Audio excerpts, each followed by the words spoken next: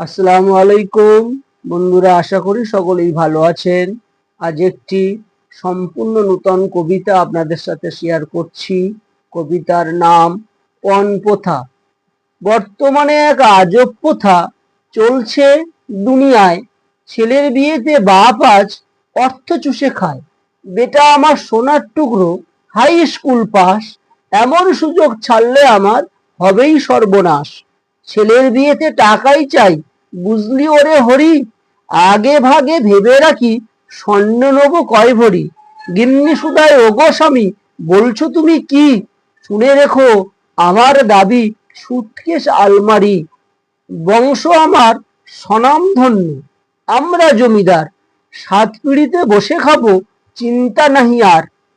জোর কদমেই ছেলের বিয়েতে হবেই ধুমধাম, প্রায় সবারই মুখে শোনা যাবে আমাদেরই নাম। এমনই এক অর্থলোভী জমিদার প্রতাপ নারায়ণ, অর্থের নেশায় সুযোগ খোঁজে সর্বসারাক্ষণ। পাহাড় সম অর্থ চুষেও ভরে না এনার মন। সৎপন্থায় অর্থ জমায় এই পৃথিবী কজন, এভাবেই তো গরিব মেরে ধনী হয় লক্ষ মহাজন।